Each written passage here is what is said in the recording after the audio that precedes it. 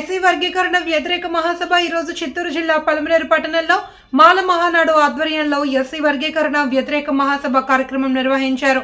అంబేద్కర్ సర్కిల్లో అంబేద్కర్కి పూలమాలలు వేసి అక్కడి నుండి వందల మంది ర్యాలీగా పట్టణం నలువైపులా ర్యాలీ నిర్వహించి సమావేశం నిర్వహించారు.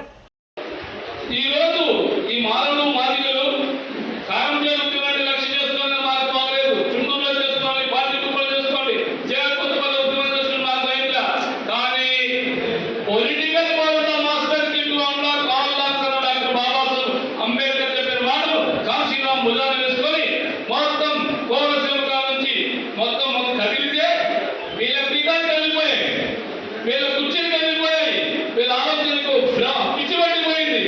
అంటరాని వాళ్ళు, అస్పృశ్యులు, మేము వేస్తే తినేవాళ్ళు రేపు పొద్దున్నే పదవులకు వస్తారట.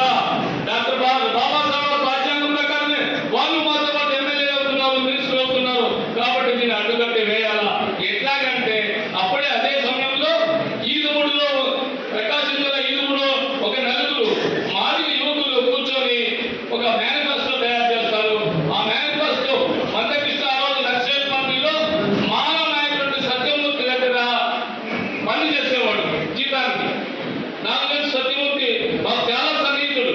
మదనపల్లిలో అనేక సార్లు వచ్చాడు. అనేక ఉద్యమాల్లో ఆయనతో పాటు మీరు పాల్గొన్నాం. దాదాపు 25 ఏళ్ల పాటు నక్సల్ మూవ్మెంట్లో పనిచేశాను. మరి మందకృష్ణ ఎంతకాలం పనిచేశాడు నాకు తెలుసు. ఆ రోజు కూడా అనేక దళిత ఉద్యమాల కోసం మేము కృషి చేశాం.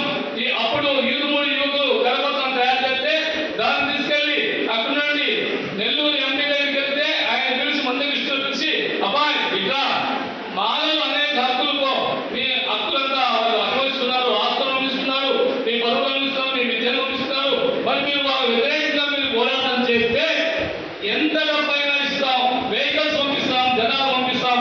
కాబట్టి మీరు మాలలకు వ్యతిరేకంగా పోరాటం చేయని ఆ రోజు ఎంపీ చెప్తే ఆ 50,000